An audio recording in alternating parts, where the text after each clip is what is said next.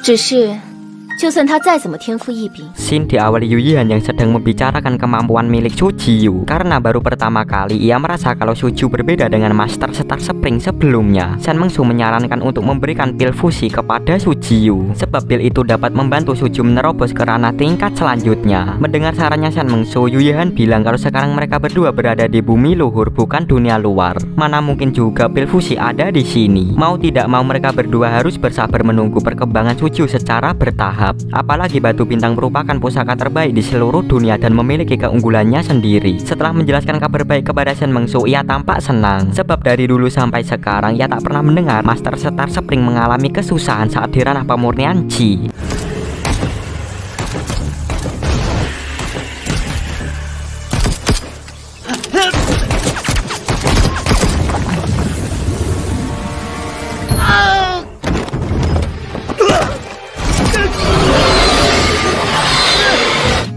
Kemudian Shin berpindah ke hutan. Di sana sekelompok pasukan militer sedang sibuk menghadapi ular besar. Sampai salah satu dari mereka terlempar akibat sabetan ekor ular. Tiba-tiba muncullah robot militer yang siap melawan ular tersebut.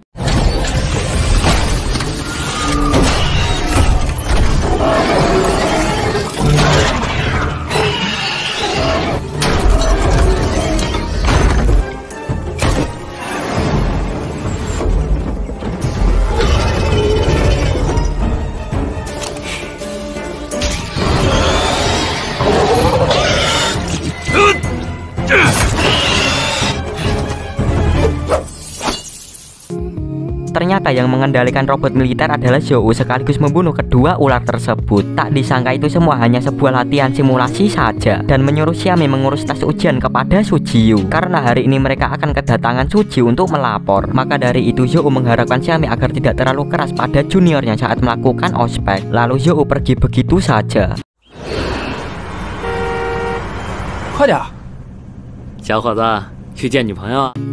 Setelah itu kita diperlihatkan Su Jiu yang diantar supir taksi ke tempat markas alam pusat dan menyuruhnya cepat menyetir mobil supaya tepat waktu. Melihat Su Jiu terburu-buru, supir taksi mengira kalau ia sedang kencan bersama pacarnya. Jelas mendengar hal itu, Su Jiu bertanya alasan supir taksi berpikiran seperti itu. Lalu supir taksi menjawabnya secara detail. Biasanya di hari Minggu anak muda suka menghabiskan waktu untuk rebahan, tapi Su Jiu di Minggu pagi bukannya di rumah, ia malah pergi keluar sambil buru-buru. Bahkan Su Jiu tidak sadar harga transportasi untuk pergi ke lokasi tersebut makin mahal. Su Jiu juga baru tahu bahwa si sopir mengambil jalan memutar. Pantas saja biaya yang ia kenakan cukup banyak. Serta si sopir beralasan kalau dirinya terpaksa mengambil jalan memutar untuk menghindari kemacetan.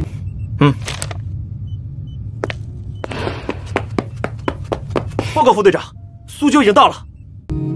Kemudian ada seorang prajurit melaporkan kepada Xiami mengenai Su Jiu yang sudah tiba ke markas alam pusat. Namun Xiami heran kenapa Su Jiu tidak diantarkan ke sini. Prajurit pun menjawab bahwa Su Jiu sedang ditahan oleh supir taksi karena ia tak bisa membayar ongkos dari taksi tersebut. Membuat Xiami terkejut. Sekalian kita diperlihatkan supir taksi itu memaksa Su Jiu membayarnya. Sampai akhirnya Xiami datang bersama pasukannya untuk menyelamatkan Su Jiu. Tidak lupa Xiami menebarkan gaya. 嘿，兄弟，你终于来了！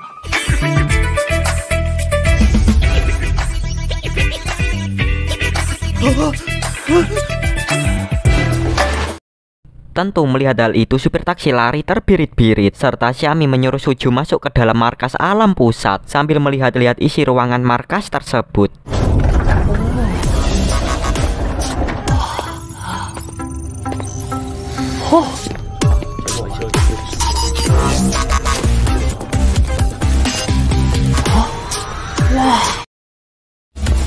Wah塞！速度跟上。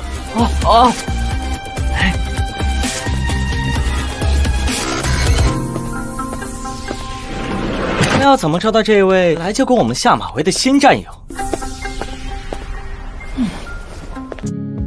Setibanya di dalam, Su Jiu disuruh masuk ke ruangan interogasi untuk menunggu seseorang. Lalu Xiami datang berencana melakukan ospek kepada Su Jiu dengan cara menjatuhkan mentalnya seperti yang dilakukan sekolah pada umumnya. Ya, kalian dan Mimin pasti pernah di ospek sama senior ketika naik ke jenjang pendidikan tinggi, entah di SMP, SMA, ataupun SMK. Dari pengalaman Mimin, memang bahwasannya ospek dapat melatih mental dan kedisiplinan. Tapi kalau sampai keterlaluan bisa saja para junior dibuat takut bahkan trauma. Jadi sebisa Sebisa mungkin kalian para senior di sekolah maupun kuliah jangan sampai keterlaluan, oke? Nah, kita lanjut. Setelah itu seorang prajurit menyarankan Xiaomi memukul langsung Su Jiyu supaya ia menjadi anak penurut, tetapi saran yang ia buat dibantah langsung oleh rekannya karena cara tersebut bukanlah bagian dari kerja mereka. Ya kali ada junior baru langsung dipukul depan mukanya. Gak mungkin juga dong. Selesai berdebat, Xiaomi mempunyai cara, yaitu menguji kesabaran sekaligus melakukan serangan kultivasi. Di sisi lain, Suju sudah lama menunggu seseorang tapi tak kunjung datang. Oleh sebab itu Suju sadar kalau ia sedang diospek para seniornya sambil mengeluarkan sesuatu di sakunya.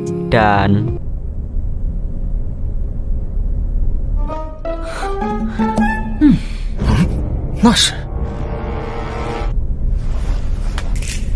film pun bersambung.